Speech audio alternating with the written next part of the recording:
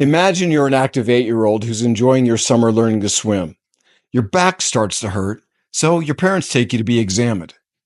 Well, it turns out you have a condition so advanced, you're put in a body cast for 4 years. Well, today you're going to meet the remarkable woman who lived that experience. My guest, Tory Smock, not only navigated years of pain as a child, she found a way to use her experience to make a life-changing impact on others. She became a highly gifted interior designer, and after 18 years designing the insides of other people's homes, she shifted away from her career to found a heartfelt nonprofit called Room for Joy. Her organization has one purpose: to bring joy and comfort to children who are suffering with chronic conditions. In spite of her amazing talent and huge heart, Tori is refreshingly humble. She shies away from the spotlight to focus on the impact of her work. Now, Tori might not tell you about the numerous lives she's touched or the countless rooms she's turned into havens for kids, but today we'll get a chance to hear from her about what drives her passion and how she began her journey with Room for Joy. So settle in, get ready to hear an amazing story of triumph and faith. Hello, and welcome to Hero Up, the podcast that inspires and challenges you to step up and become heroic in all areas of your life.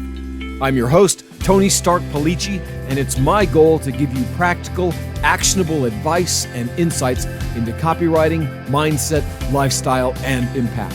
On this show, we'll explore how to create compelling and persuasive marketing messages, and I'll give you clever tips to make you stand out as a hero. Whether you're an entrepreneur, a freelancer, a coach, or a creative, this podcast is for you. So, let's dive in. You just heard about my amazing friend, Tory Smock here. And Tori, I'm really excited to talk with you because we've been friends for a long time and we have never done like an interview with each other, although we have done something pretty cool where we were talking to each other and talking to thousands of other people. So we're going to get into that. But so welcome to the Hero Up podcast. I'm glad you're here.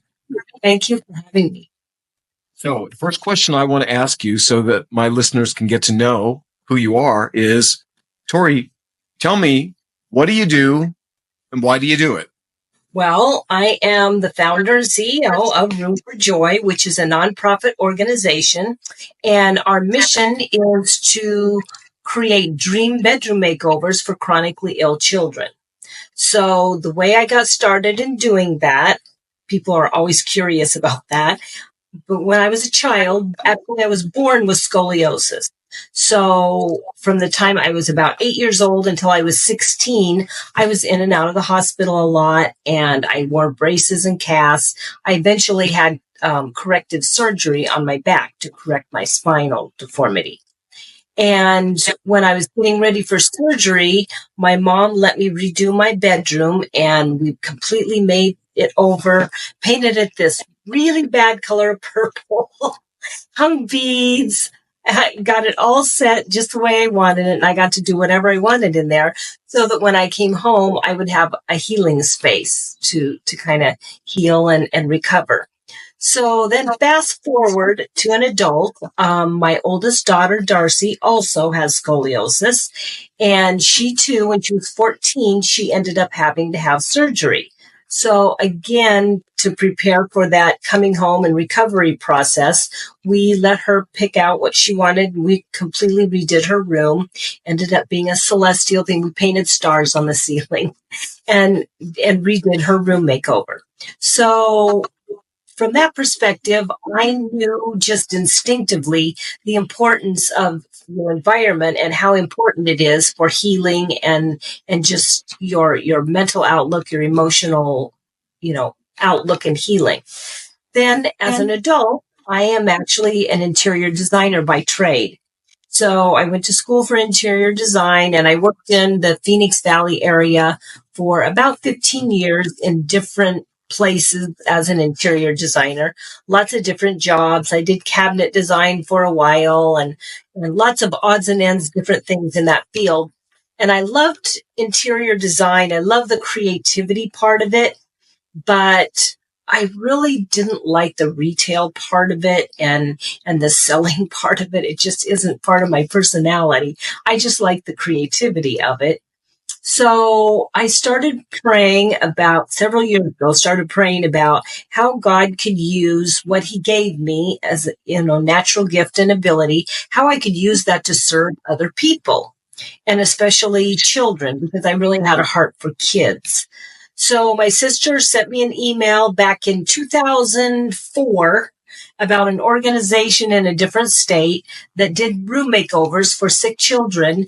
And it was just sort of like my light bulb moment, I guess. And that's when I started working on getting a nonprofit put together, and lots of God stories in that, because I had no idea what I was doing. None at all.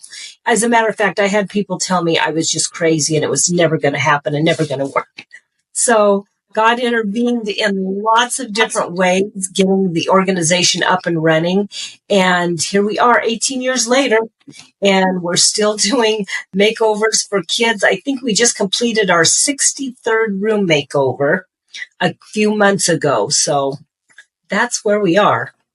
Now, that's amazing. So, there's a lot of folks that have scoliosis, that are born with scoliosis, but some cases are not as severe. Now, so Right. when you talk about being, having surgery and being in a cast, I mean, tell me what that was like. How old were you? How many months were you laid up? Well, I was 8 when I spent the summer with my cousin, and we took swim lessons. And that summer, I started having really, really bad backaches. So then when I got home, my mom took me in. They had been keeping track of my back, but it just really changed a lot over that summer.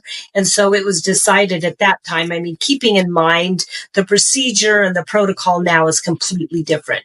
But back then they decided to put me in a brace. So then I wore a brace, and then I would wear casts, body casts. And because we lived in Nebraska and there was nowhere there to get treatment, we would drive to Minneapolis, Minnesota, to the Shriners Hospital there.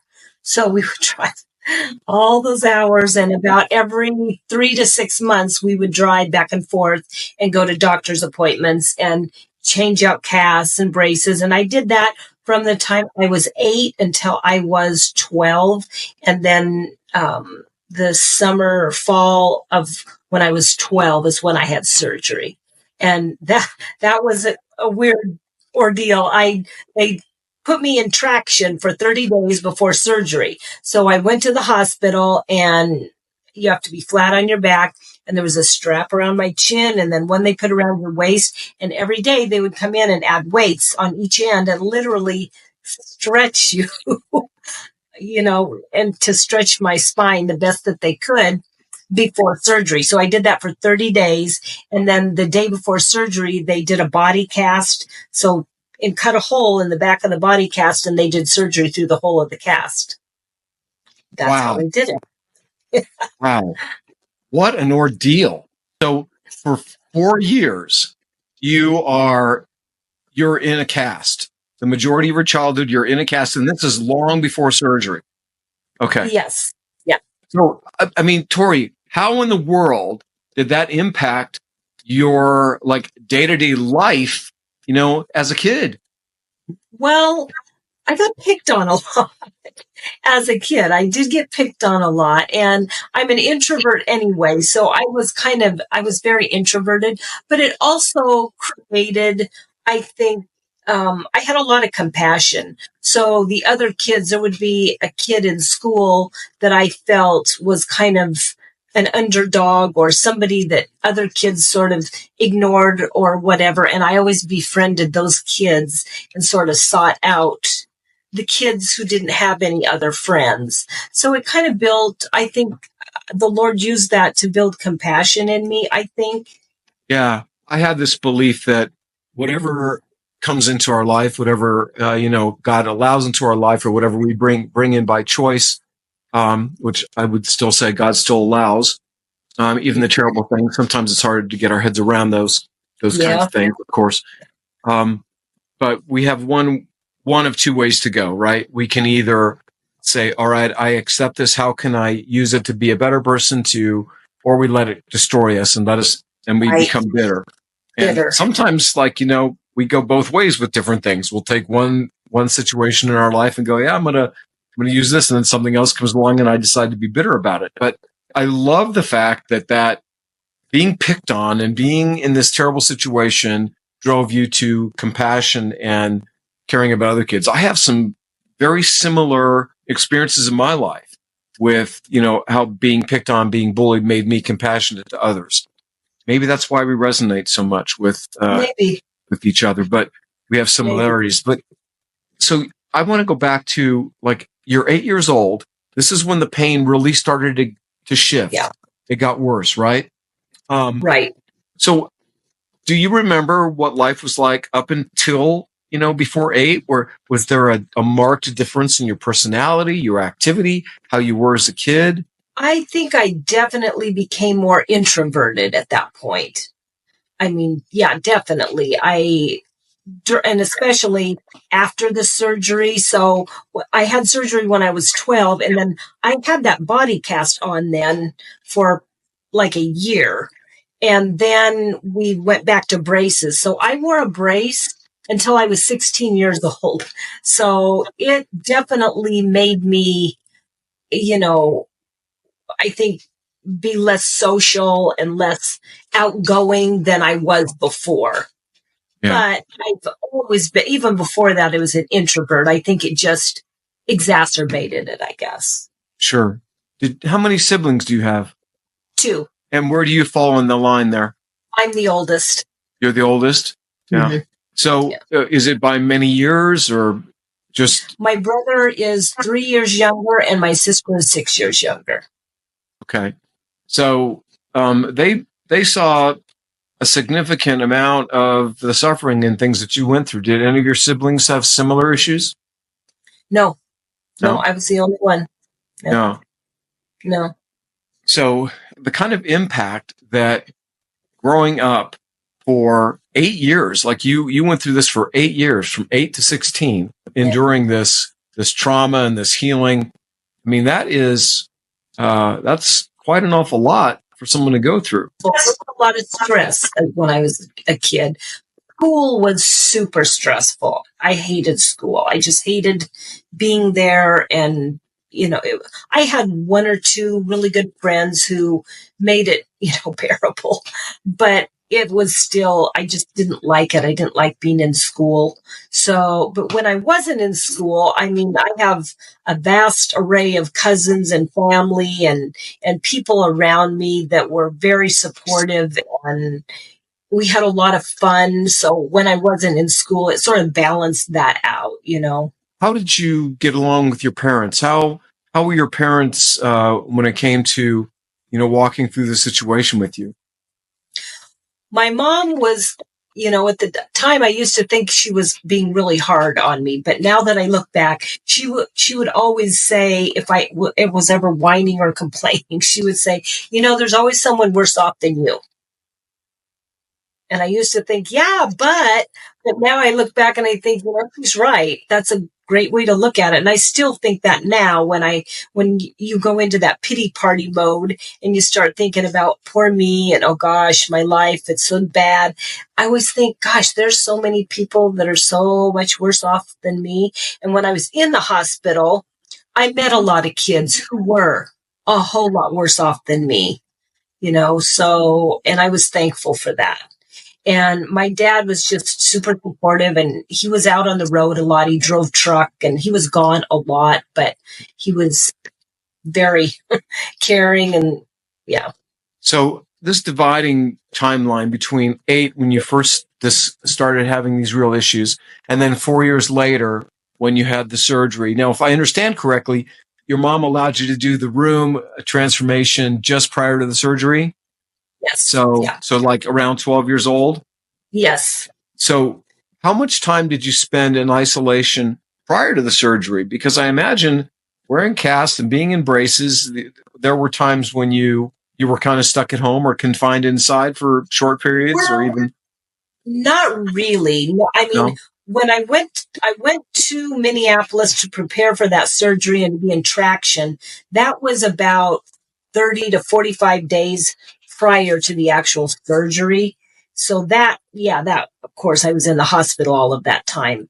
But before that, no. And my mom encouraged me to do anything. And as a matter of fact, she pushed for me to do all kinds of stuff. That she's an extrovert, so she wanted me to do all kinds of and get involved in all sorts of stuff. But no, it wasn't really confining at that point.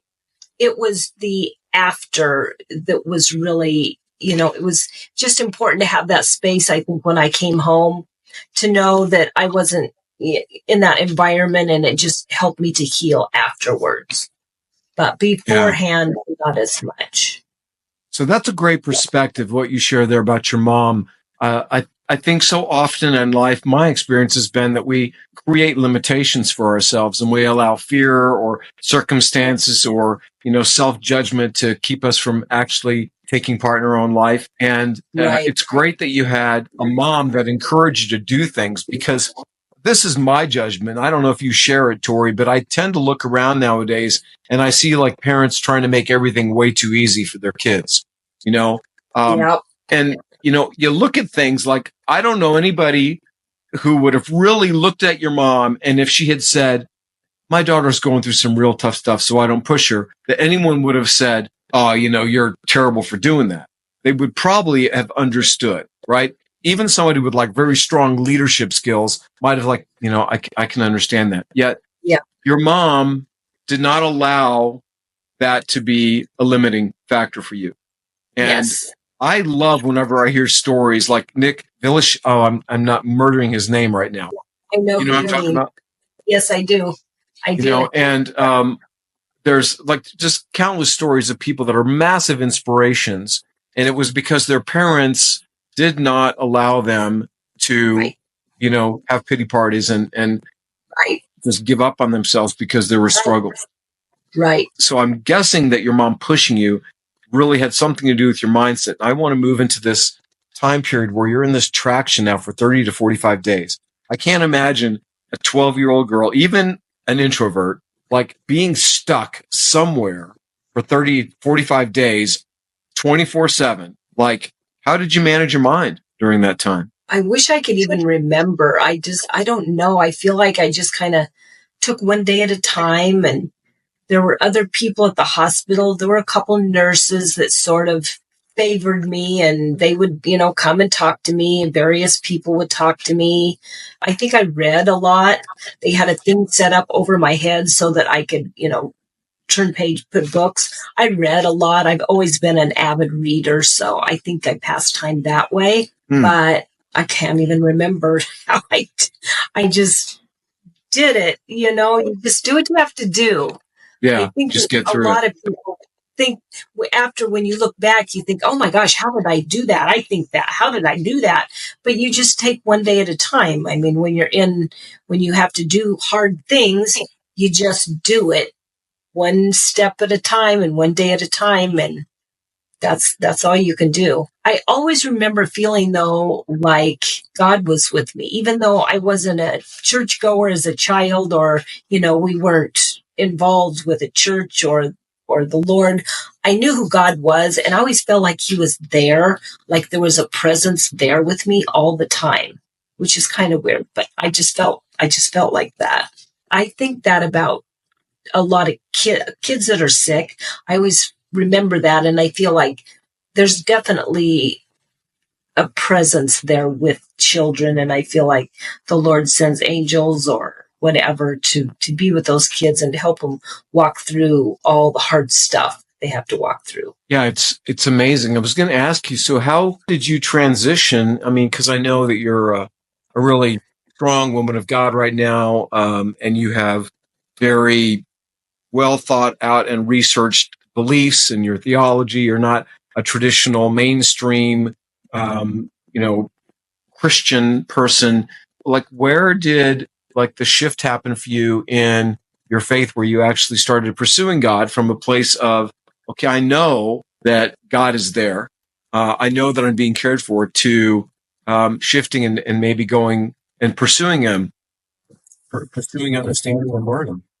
Oddly enough, it started with that stay at the hospital. So because it's part of the Shriners, it was Shriners Hospital, there were always people donating stuff.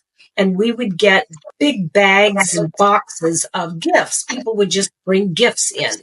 And I remember in one of my gift boxes, there was a Bible. Somebody had provided a Bible. So when I got home, I have no idea why I did this, but I actually flipped that Bible open and I read the book of Revelation. It's the first book I ever read in the Bible. And I read it from the beginning of it to the end of it. And it just made this really profound impact on me. I just felt like I needed to find out who God was. And don't get me wrong, it isn't like I went out and got saved or did anything profound, but it was always there in the back of my mind. It was just always there. Then when I got married and had kids, and even before I was married, I would feel a need to just go to church. Didn't even know why. I just would want to go now and then. Well, then when I had kids, again, and no matter what, and we moved to England. My husband was in the service, and we lived in England for 3.5 years. And even when we moved there, and I never saw him hardly at all, I would load up my kids in the car and drive them to church. And we would go to church every Sunday. That was just a thing I had. Even before I was saved, going to church and making sure my kids went to church, I was just doing it. I just felt like I was going to do that. And I did that all the way while they were growing up.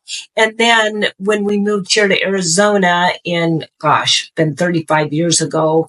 And then we started going to a church and I really started getting involved in church. And then I was saved at that point. And really, but I've always been super interested in eschatology. Again, that's kind of my wheelhouse. And I have studied it for, 30 years studying eschatology. So funny how it transpired from that Bible saved me in the Shriners Hospital. Isn't that amazing? Well, I love what you said about, I just felt like I needed to go. You were seeking, right? Yeah. And so, if you're listening to this right now and you're feeling a tug on your heart or, on your conscience, like something's been pulling you to go investigate, to go listen to somebody, or to go to a church, to go to a synagogue, then I would encourage you to go investigate. One of the most important things, and I don't know if I ever shared this with you, Tori, but I was raised Catholic, moved completely to the other side when I got addicted to drugs and everything else, became pretty much an atheist. I was like, it's all nonsense. 3 years into being clean, I decided I was going to go investigate this possibility, like maybe there was a God out there. And the gentleman that was my sponsor at the time gave me the best piece of advice. And I honestly don't know where he was theologically, but he said, Tony, here's what I want you to do every morning, every night. I want you to get on your knees and say, God, if you're there and if you care, reveal yourself to me, and then go do some searching. And, at the time, I didn't realize how profound that was. Right. Now, we know what scripture says about, if you find me, if you seek me with your whole heart, and like all of the other things that I went, I studied every other religion I could study. Didn't want to do anything with the Bible because I figured I knew that from Catholicism, but I didn't know anything. And, like all of these other things that I studied have helped shape who I became and how I process things. And my beliefs have been hard won. And I think that's important. So if you're listening to this and you're confused or you're curious, I would say, go do some seeking. And you're certainly welcome to reach out and make comments on this podcast and talk to me. I'm happy to share my story. But I don't want to get sidetracked with that. I want to go back to you and I actually met at one of these churches back when I'd stopped doing professional. That's the church. So Tori had this amazing, I don't know what you did bad that year to get stuck in that role, but I was actually playing the role of Christ after crucifixion and had all this blood on me, and poor Tori had to wash me down every night before I changed to come out of the tomb of this glorious resurrection. So you hear him with this strange woman, like I'm basically in my underwear, and she's washing me off. So I always had tremendous respect for her because of that. It's been a wonderful friendship with you and Ray. The thing that I wanted to ask you though next is, as you look back on this experience with painting your room, and now you're being stuck in there. This was, did I get this right? It was like a year of healing after the surgery? Well, no, I didn't go back. I mean, I was bound and determined to get out of that hospital. So the second they told me I could get up and start walking around, and I was up. As a matter of fact, I was one of those cases where they were shocked that I was able to get up and move around as quickly as I did after surgery. I think it was literally like 2 weeks, and I was up and going, and I'm like ready to go home. I wanted to go home. So I wasn't stuck in bed per se or stuck in my room. It's just that that room was sort of my spot, because I think it was more rather than healing physically for me, it was just healing, emotionally. And it was a lot. It was a traumatic thing at that time. So it was my space to go where I was safe and I could listen to my records and record player and just spend time there and read. And it was just my personal space. So, right. I've been fortunate enough to be able to be part of your organization and to, have, a little role in helping in doing rooms and things. And I don't think that I really understood what kids with chronic illness go through. And until we all got pushed into that, during the great pandemic, right? Right. And right. then everybody got to understand what it was like to be forced into isolation and, to have all kinds of terrible things done to them. And so like that for me really cemented what it's like to be stuck in the house. And so with Room for Joy, with what you do in the lives that you touch, it's really transformative and healing for the children whose lives that you impact, right? Yes, absolutely. And those kids, keep in mind, what I went through was, it was a process where I went through the surgery, and yes, it was traumatic and the healing part, but I feel like that was just sort of that springboard, because the kids that we serve through Room for Joy, they are so much more, and a lot of those kids literally are in their rooms around the clock. They're like hospital rooms there. They've got nursing care. A lot of them have very, deep, complicated medical issues where they do have to stay in their room and they can't have people over, or they've got to be isolated for long periods of time. So their stuff is a whole lot deeper than that. So the fact that their space needs to be a healthy, encouraging, motivating, positive space, I feel like that's just even more. It's way more. It's what my room did for me times 100. I feel like.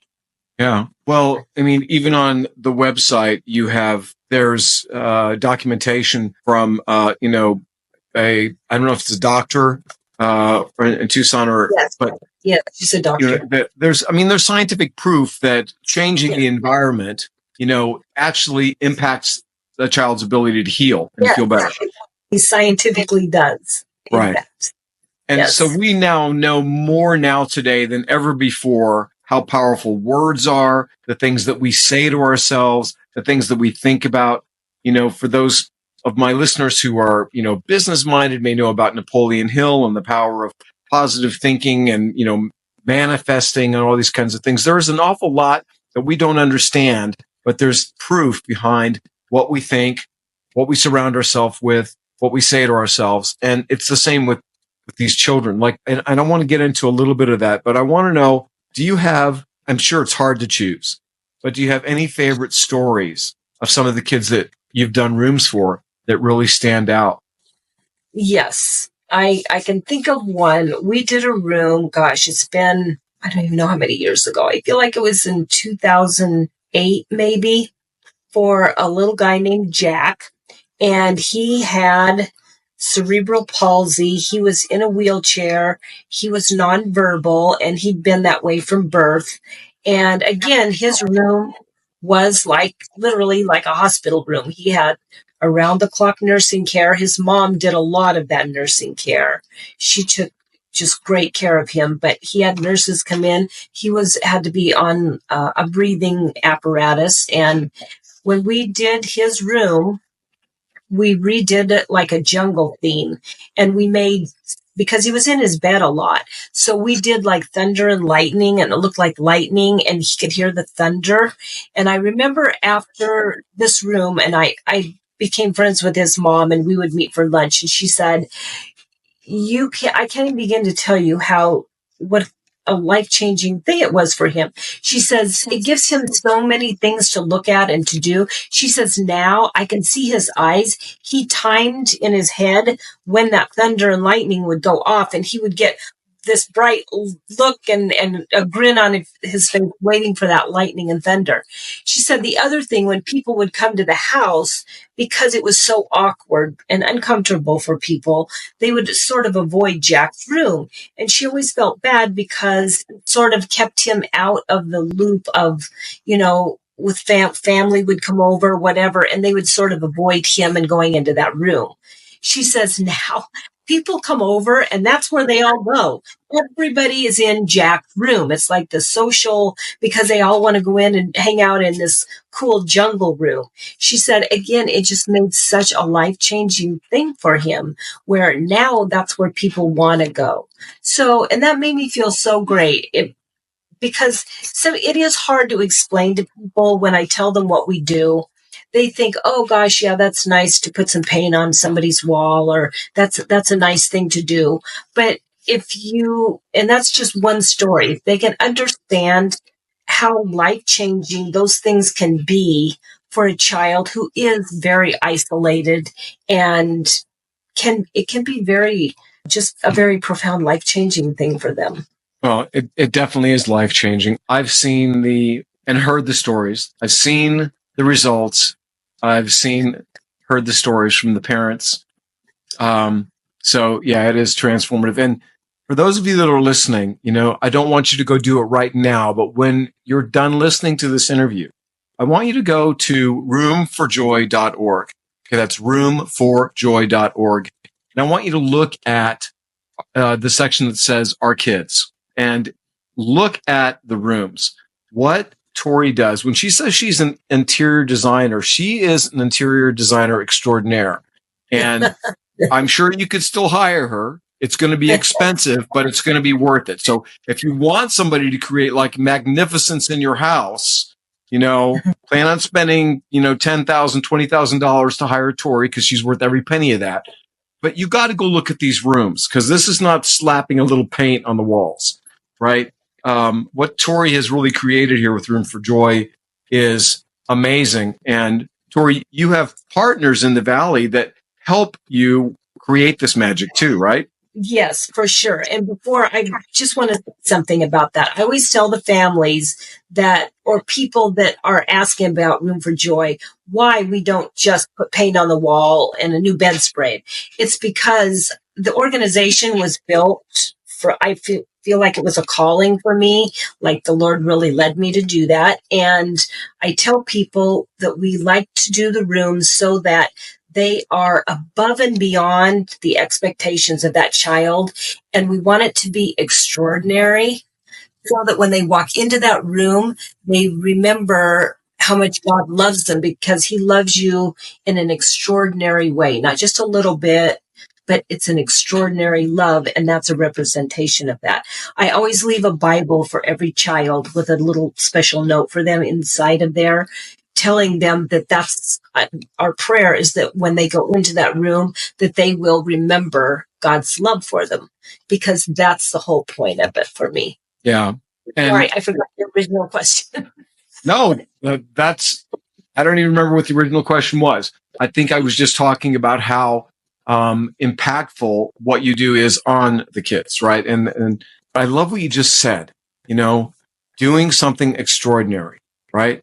I think that too often there's two ways of looking at things. Good is the enemy of great, right? If we say, well, this is good enough, and we settle for good enough, we're missing out on great. And I think we should always strive for excellence.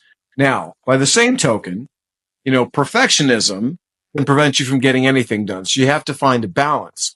But I think when it comes to understanding God's love for us and God's provision and the possibilities that we can achieve because of, who we've been created to be, that excellence is a great way to think about it, right? It's done in excellence. Yes. So, Yes. I want to shift a little bit more towards like some of the things that we've done to talk about Room for Joy during the pandemic when you were forced to out of the rooms. You couldn't do the rooms anymore. You have fundraisers. I keep saying we because I've been a part of this, but it's really you are. It is a we. Yeah, this is you behind this. You're the driving force. You asked me to come onto the radio with you, and we did a radio show to talk about fighting back against oppression and conformity and things like that. So, How does that spirit of not bowing to, social pressures and not bowing to things that are unjust, how does that impact, the way that you live your life and how you approach things with the organization? Oh gosh, guess I've always been a rebel at heart. I don't know. Well, and going back to the pandemic and the radio show, I don't know, this is probably not politically correct at all, but I just knew immediately that that it wasn't right, that what was going on was not, we weren't getting the whole story, I guess, especially when they started telling people everybody in the world needed to wear a mask everywhere you went, doing everything. And I knew that because I had spent all these years working with sick children, really sick kids. And I knew, because we get our kids from the hospitals, or we used to, and I had worked with, I had a lot of information from the nursing staff and doctors there.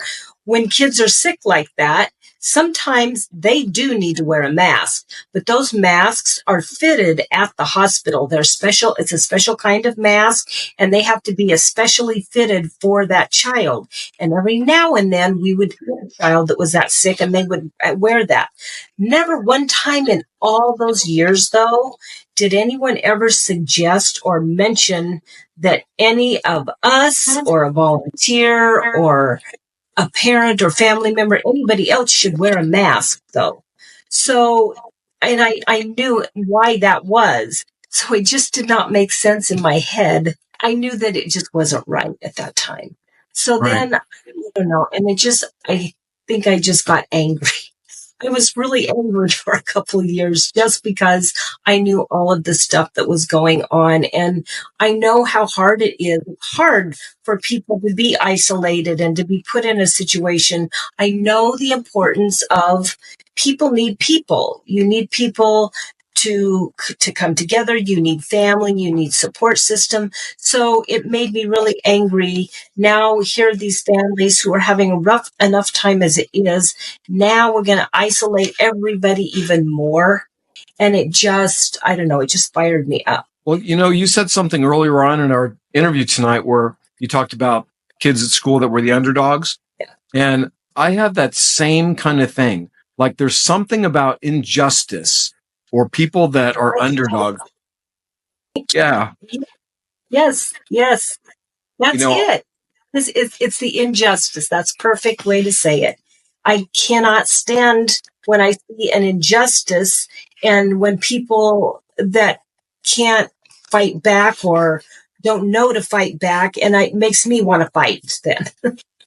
Right. Yeah. See, same here. For sure.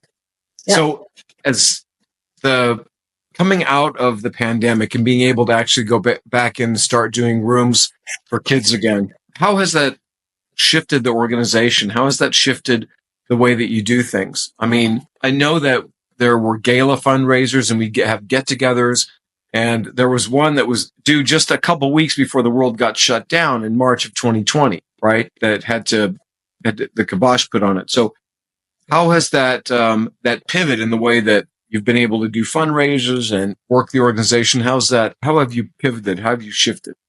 Well, we definitely lost a lot of people that used to come and participate with Room for Joy. I mean, it is what it is. A lot of people, I feel like it's sort of not just us, but it affected a lot of companies, organizations, some people, thankfully, we were able to just keep running. We're still an organization. But we did lose supporters. We lost some board members, as you know, people that it just caused a big split, I think, in how people look at the world, I guess, and how people looked at the pandemic and everything that went on. So it's sort of been a rebuilding process, I think. But at the same time, it's like anything else. When you have to rebuild, you can look at it from a negative perspective, and you can look backwards and look at all that you lost or that went away. But I choose to look at everything going forward and what we're building and what we're growing from there. So yeah, we had 300 people coming to that event that got shut down. We can't even go to that venue anymore. They changed their whole criteria. So now we have a new fundraiser. As you know, we are doing cornhole tournaments, which have been super fun. And we've got new people now coming on board with Room for Joy and getting involved. And so it's brought in sort of different people, just a different vibe, but it's all been really good. And a lot of new people are coming on board with Room for Joy and starting to look at what we do. And as always, we just trust that the Lord's going to carry us through. And he has. In 18 years now, he has been the one. I feel like it's always him that I'll get a phone call. I'll think, oh gosh, we're going to have to shut the doors. This has been over and over the years. Oh, it's at the end of the line. There's no money in the account. We don't have anything coming in. We have no fundraisers for months and months. We're going to have to go away. And then I'll get a phone call or an email from somebody who wants to donate or support us. And we're back up and back on track again. And it's just, I don't know why we go through that over and over, other than maybe I'm just thick-headed and God needs to keep hammering it into my head that that's how it works, because I know that the provision always comes from him. It always comes from him. Even though people donate, I know that he prompts people and he leads people to give to Room for Joy. So my thing is, let's just tell the story. Just tell the story of Room for Joy. Tell the stories of the families and let the Lord work on who he wants to work on. And because that is what it's about. The bottom line is, it's not about the funding or the money or whatever. It's about these families and their lives and their stories, and letting people know they're out there and giving them some hope and serving other people and pointing them towards the Lord. Yeah, I think earlier I mentioned how we all got a taste of what it's like to be in isolation. I don't know that the majority of people really understand what families who have a chronically ill child go through. There are so many resources for so many different types of situations, but these families, for anyone that has maybe a child with special needs, who has some type of chronic condition or has been born with some type of a challenge, there are resources out there. But for some of these families where they're chronically ill, it's like a 24-hour a day marathon that they're going through, taking care of these children, depending on the severity of what it is. It's ongoing. Their entire lives. I remember several years ago, somebody asked me, so I think they came to a room reveal, and the family had a fairly nice home, and they lived in a fairly nice neighborhood.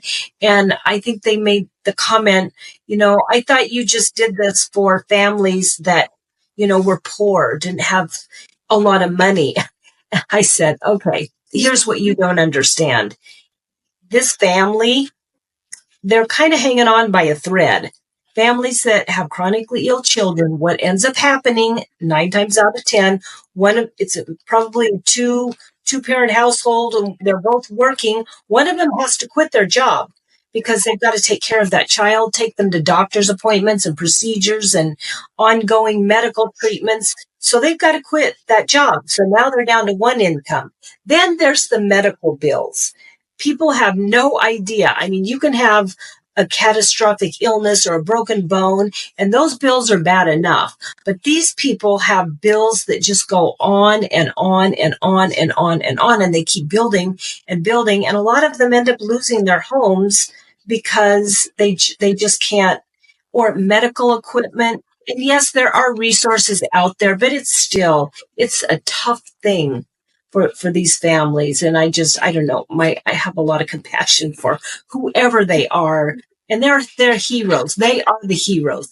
They're the ones you should be interviewing, because these parents that take care of their kids, and they do such an amazing job. And you're right, it is 24/7. It's around the clock. So, yeah.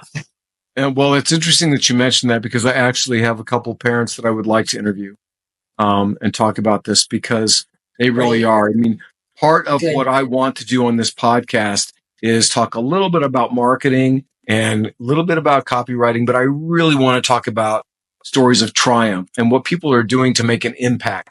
And, who are you? We all need inspiration. The world needs inspiration. Every person needs to know that they're capable of doing great things. Yep. You said this earlier, when you have to do hard things, you just do hard things. That's not the general attitude out there now.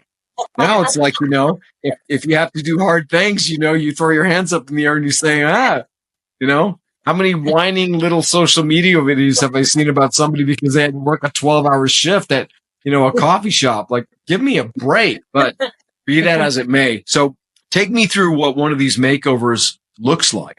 So when we get a child referred, we go out and meet with that child. They have to meet specific criteria, of course. Then we go out and meet with them, and we just do like an informal interview and talk to the child about, if you could have anything you wanted in this room, what would it be? And what are your wishes? And what do you like to do, when you're in your room? Or what are your favorite colors? Or, your favorite movies or whatever. The kids, though, we've done it long enough, and most of them have been on our website before we get there.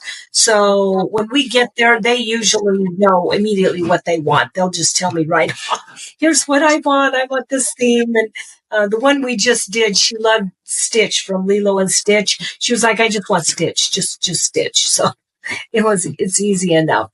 And then we do before pictures, and we take measurements of the room. And then we go back, and it's usually 6 to 8 weeks. And then our people who do the construction stuff and art projects, and we plan, and I shop and schedule, and we plan a weekend for them. So we spend 6 to 8 weeks getting it all put together, because then we go in on a Friday morning and we do the room makeover on a Friday, Saturday, and Sunday. We send the family out of the home on Friday morning, and again, we put them in either an Airbnb or a hotel, and for the weekend, and provide meals and like medically appropriate activities, whatever that child can do. Sometimes they can't go out and do anything, and so we just, make sure they're in an Airbnb with a pool or whatever, so they can have a fun weekend away is the idea. And again, that's something these families, without exception, they come back and say, oh my gosh, do you know, I don't think we've ever been on a family vacation. It's been so many years since we just got to go away and just be a family. And it's just so important to them to get to spend that weekend. So again, that's another really huge piece of Room for Joy that's a blessing to them, that I feel like, I don't know, it's just a special thing to do. So then they come back on Sunday at 4:00, and we do a surprise room reveal for them. And we bring in all the volunteers and donors and board members, whoever wants to come to the room reveal, and cater in pizza or whatever, and have a big party and celebrate and do the room reveal. So that's the process. All the hard work, the 6 to 8 weeks prior to those, that one. Lots of planning. 1 hour, reveal, right? Yeah, but makes it all worth it. Yeah, it's amazing. Makes it all. So, Tori, the thing I really kind of want to impress upon people that are watching this right now is, although Room for Joy is based in the Phoenix metro area, and you typically only serve the people in this metro area. Your visions are to go bigger than that. And so to be able to do rooms for kids all over the United States and in different states, that's a great vision. And it's simply a matter of the right companies, people coming in, catching this vision and saying, I want to be a part of that. I want to help you change these lives, make that impact. So I'm just declaring here as we're having this conversation that someone's going to listen to this and someone is going to say, you know what? That's amazing. I want to be a part of that, because I've had the honor of being able to be on site to do these things. And it's a great reality show concept, you know? Yeah. Right? Lots of people tell me that, right? Yeah, it absolutely is. And so having the right person come in and say, man, I want to do that. That's what I would like to see happen, because although anyone that sees this, as you're listening, I want everyone after you're done, please go to the website and watch the video that's on there. If you are not crying by the time you're done watching that video, send me an email and I'll send you $50. But nobody can watch and see what happens and see the transformation that happens for these kids without being moved. But it's so hard to understand it. It's hard to explain that. Now, anyone that's listening, hey, puppy, who's in the background there? I know. Wow. Anyone that has, a chronically ill child or is, caregiver to someone else, you understand this. But for, I think, the majority of people, it's really hard to get our head around this. Watching the videos and seeing what Room for Joy actually does and what Tori does is amazing. So, Tori, we're coming to the end of our time here together, and I wanted to just ask you a couple other things. Your vision for the future. I know that you are a loving, passionate, committed, long-suffering, extremely talented person. You love your kids. You love your grandkids. You're a devoted wife and friend. What is your vision like going forward? What do you want people to remember about you? I guess that I used what the Lord gave me to serve Him, to serve others, and to point everybody to Him. That's what my life is about, is to give back to others and to serve other people and to make sure that He gets the glory for it, that God gets all the glory, because He does. It's all about Him. I couldn't do anything that I do. I couldn't do Room for Joy. I couldn't get up in the morning, I guess, without the Lord's provision and without Him leading me there. How did you get to that point in your life where you have that sense of humility, where it's like all glory is God's? It just is a reality for me. It just is a reality. I know that I couldn't do anything. I guess maybe that's the years of, I've been through some valleys, some deep valleys over the years. And again, times where I thought we were going to be done. And, we've moved a lot and just financially through a lot of really tough times. And I guess you come to that point where it's like either God's in it and He's going to move us forward, or He's not. And then if He's not, then what's the purpose in that? And I guess that's just trusting that He's a loving God. He loves us. He wants the best for us. He wants us to have a life where we can serve Him. And so it's just trust. It's a faith. It's a matter of faith. That's great. The last question I have for you is, I think I know the answer. Who do you want to be a hero to in your life? Who are the people? My kids and my grandkids. I want them to grow up and I want them to love the Lord as much as I love the Lord. And I want them to find something to do with their life where they are using their gifts and talents to serve the Lord. So I want to be an example to them, to my kids and my grandkids. Well, from what I've seen, you're certainly an example, not only to your family, but to a lot of people. So keep going. Thanks. Tori, I appreciate you so much being here, for taking the time to do this. I'm going to put the links to your sites and your social media below this video for anyone that's, watching it on one of the video platforms. If you're listening to the audio podcasts, there'll be some of that information there, Tori. But where would you like people to go to find out more about you and about Room for Joy? roomforjoy.org, and it's all spelled out, roomforjoy.org. All right, excellent. Thank you so much for being here. I appreciate you, and I look forward to the next thing that we're going to work on together. Thanks so much, Tori. Me too. Thank you. Thank you for tuning into Hero Up. I hope today's episode challenged you to step up as a hero in your field and provided you with valuable insights to express your unique voice and message. If you found this episode helpful and motivating, please leave a review and share it with your friends and family. And remember to subscribe so you don't miss out on future episodes and amazing guests. Until next time, find your voice, share your message, live your mission.